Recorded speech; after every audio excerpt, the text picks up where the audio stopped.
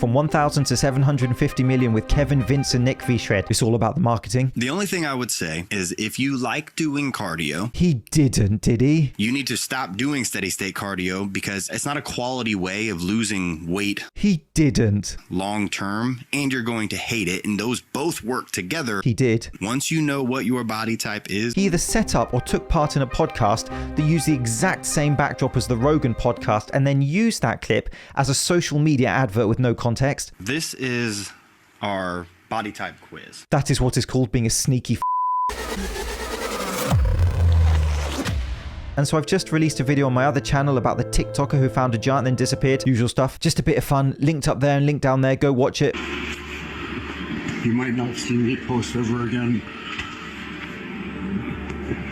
My videos weren't fake. When the pre-workout kicks in. I just came out from the gym and there was a guy staring at me. Like, he worked there, right? And he was talking to all his colleagues. He was looking at me up and down and they were all like looking at me. I was so uncomfortable that I just kind of like went up to the gym and just kind of ignored it, right? And then suddenly, like, one of them came up to me and he was like, as he was walking up to me, he was like literally like looking at me up and down. And I was like, what the f is wrong with me right now, right? And he was like, you can't wear pajamas in the gym. You call those pajamas?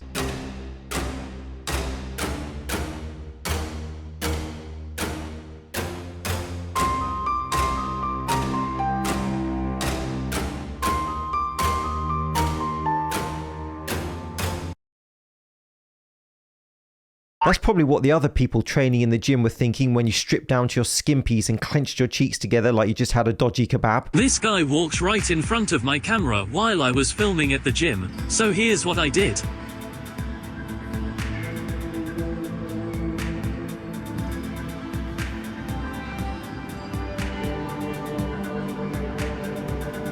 That's what you call concentration curls? Too easy, too easy. This is what the veterans of bodybuilding don't tell you about steroid use. My name is Edward Abu. I was the British #1 bodybuilder. When you're young, you're reckless. You don't realize drugs can affect everything about you. Building muscle doesn't have to ruin your life. What I got was a lot of scars. The first scar is this scar here.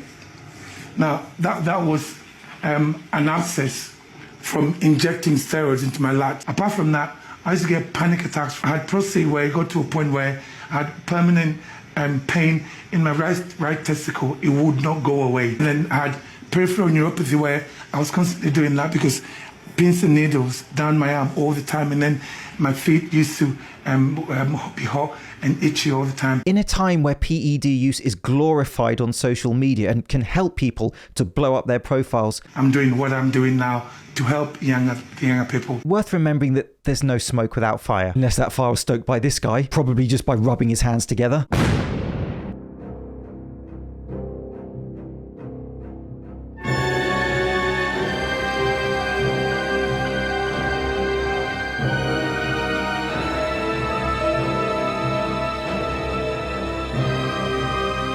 Almost cut the workout short. Mum picked me up early. I hope she's got an SUV. And so that was 21-year-old Canon Sam Sulek, who is the next biggest thing in bodybuilding, literally. He has 600,000 on TikTok, 500,000 on YouTube. He is gaining hundreds of thousands of subscribers a month. He will have millions of followers across his social media platforms soon. He is going to be the big thing that you're going to see all across social media fitness. And so here is his progress from 2019, when he was a swimmer, to now. I think he ate the Liver King. Wanna grow muscle? Don't talk to girls, learn to ego lip. Someone's been taking their turkesterone. And so his profile's blowing up, as I said. You'll see him everywhere. He has incredible discipline and genetics. And of course, at 21, he is enhanced for people asking in the dusty corners of the internet. Only fools hate Planet Fitness. The Planet Fitness staff just sat on the lunk alarm that day. And so he's part of the sort of train insane, comedic posts, brutal discipline and focus type movement towards young guys that we see on TikTok. And so that does have a lot of good in terms of motivating young people towards their gym goals. But of course, the other side of that is this is a guy who's 21 years old, clearly abusing PEDs, which of course brings about health risks because we've normalized the abuse of PEDs to people of very young ages through, well, mainly social media. And so his videos are purposefully over the top. He's actually a very humble, calm guy, seems a very decent person, good sense of humor. I'm just concerned about the use of PEDs at that age because as an old, bold, miserable old guy that can hardly see right, my interpretation is all we have is our health. Turkesterone.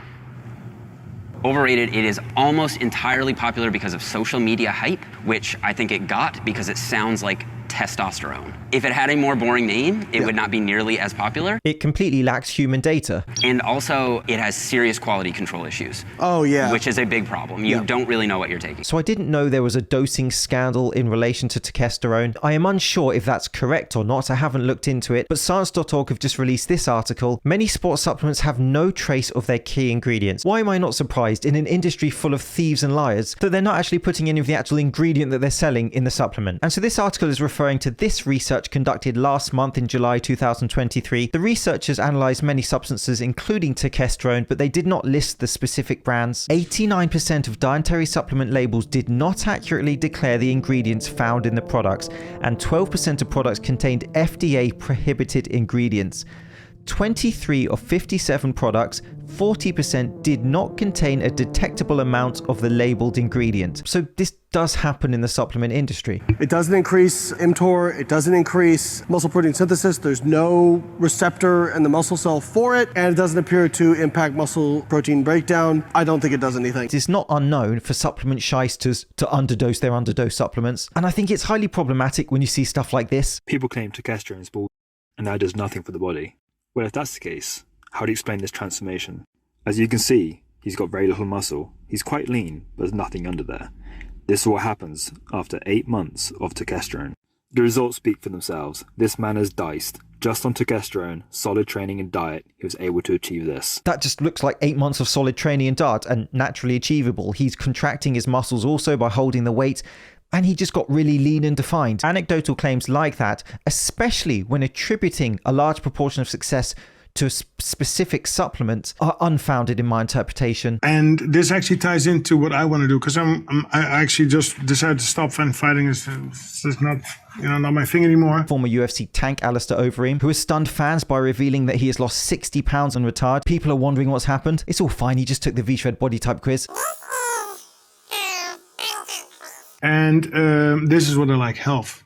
This is my next chapter, promoting health, and totally changed up my diet. I became vegetarian also. It really was the horse meat then. Bit of context, Overeem was a PED abusing fighter kneeing people into eternity who attributed his physique to genetics and horse meat. He's now become a health guru. Biohacking, the term sounds a little bit negative to me because it's hacking, it's tricks. I mean, good for him. He was pounding PEDs like a Pez dispenser.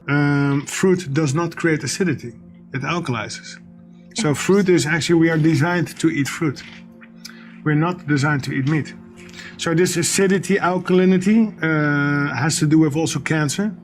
And this is also the way to prevent cancer. But you have to be careful when making definitive statements about, for example, preventing cancer. His PED abuse as an elite athlete was never sustainable, and now being retired, he was always going to have to go through a body recomposition. He was a highly skilled fighter. I was a fan of his, but it's not really much of a mystery what happened to him. I'll see you soon.